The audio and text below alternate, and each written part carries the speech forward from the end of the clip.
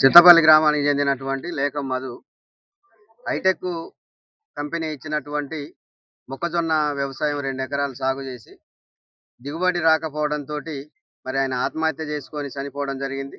చనిపోయినటువంటి మధుకి ముగ్గురు చిన్నపిల్లలు కూడా ఉన్నారు.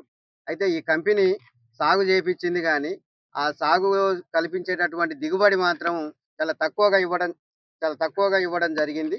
అయితే ఈ రైతు గత 10-15 రోజుల నుంచి నాకు తక్కువ దిగుబడి వచ్చింది, నాకు నష్టపరిహారం చెల్లించమని చెప్పేసి మరి అధికారుల చుట్టూ కూడా మరి తిరగడం జరిగింది. అయినప్పటికీ కూడా దీనిపైన ఒక విచారణ జరుగుతా ఉన్నది కానీ అది పూర్తిగా కూడా అది నెమ్మదిగా జరగడంతో ఇప్పటికే ఇద్దరు రైతులు కచ్చలపు చంద్రరావు అనే రైతు కూడా మరి హైటెక్ 5 ఎకరాలు, అదేవిధంగా ఆ చింజంట 5 ఎకరాలు వేసి మరి నష్టపోయి ఆయన కూడా ఆత్మహత్య చేసుకొని చనిపోవడం జరిగింది. ఇది రెండో హత్య. ఈరోజు మల్టీనేషనల్ కంపెనీలు ఈ ప్రాంతాన్ని ఒక ప్రయోగశాలగా మార్చుకొని ఈ ప్రాంత అమాయక రైతుల్ని ఆసరాగా చేసుకొని మరి ఇక్కడ మరి విత్తనోత్పత్తి అనేది చేయడం జరుగుతా ఉన్నది. దీనివల్ల రైతులు ఆర్థికంగానే కాదు ఆరోగ్యపరంగా కూడా వీళ్ళు మరి తీవ్రంగా నష్టపోయేటటువంటి పరిస్థితి ఉన్నది. దీనిపైన కలెక్టర్ గారికి కానీ ఆర్డీఓ గారికి కానీ పలుమార్లు ఎన్నోసార్లు ఇక్కడ జరుగుతున్నటువంటి సమస్యల గురించి చెప్పినాం. రైతులు ఈ మల్టీనేషనల్ కంపెనీలు ఇచ్చేటటువంటి వ్యవసాయం సాగు చేసి తీవ్రంగా నష్టపోతా ఉన్నారు. ఆ కంపెనీల పైన నియంత్రణ ఉండాలి. అసలు వాటిని ఎవరు ఈ ప్రాంతానికి తీసుకొని వచ్చారు, వాటికి అనుమతులు ఉన్నాయా లేవా అని చెప్పి కూడా మేము కలెక్టర్ గారిని పలుమారు కోరినప్పటికీ కూడా ఆయన పూర్తి స్థాయిలో మరి విచారణ చేయకపోవడం వల్లనే ఈరోజు ఇద్దరు రైతులు ఆత్మహత్య చేసుకోవడం జరిగింది. దీనికి కారణం కూడా మరి ఇది ప్రభుత్వ హత్యగా చూడాల్సిన అవసరం ఉన్నది. అదేవిధంగా కార్పొరేట్ కంపెనీలు చేసినటువంటి హత్యగా కూడా మరి ఈ 2 హత్యల్ని చూడాల్సినటువంటి అవసరం ఉన్నది. ఇప్పుడు ప్రభుత్వాన్ని మేము కోరేది ఒకటే, ఎవరైతే చనిపోయినటువంటి కచ్చలపు చంద్రరావు కానీ లేకం మధు అనే యువ రైతులు ఎవరైతే చనిపోయినరో ఈ చనిపోయినటువంటి రైతులను కంపెనీ ఆర్థికంగా ఆదుకోవాల్సినటువంటి అవసరం ఉన్నది. ఒక్కో కుటుంబానికి మరి 25 లక్షల చొప్పున మరి ఆర్థిక సాయం చెల్లించాల్సినటువంటి అవసరం ఉన్నది.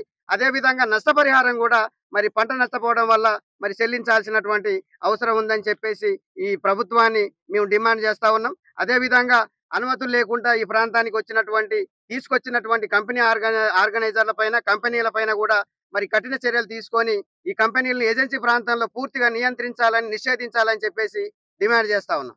ఏదైతే బాండు మొక్కజొన్న నకిలీ విత్తనాలతోని ఏజెన్సీ ఆదివాసీ రైతుల్ని చంపడమే ఈ కాంగ్రెస్ ప్రభుత్వం లక్ష్యమని నేను ఈరోజు ఆరోపిస్తున్నా. ఈ కాంగ్రెస్ ప్రభుత్వం వల్ల ఆదివాసీ రైతులు చనిపోవటానికి కారణం వీలే బాధ్యత. ఎందుకంటే ఏజెన్సీ ప్రాంతంలో నకిలీ విత్తనాలు అమ్మి మాత్రం బ్రాండెడ్ అని విత్తనాలతోని ఆదివాసీ రైతులకు ఇచ్చి మోసపోయేళ్ళు. ఇదే చిరుతపల్లి గ్రామం చెప్పిన యువత నాయకులు ఇద్దరు చనిపోతే ఇంతవరకు కూడా స్థానిక ఎమ్మెల్యే ఇంతవరకు కూడా స్పందన లేదు.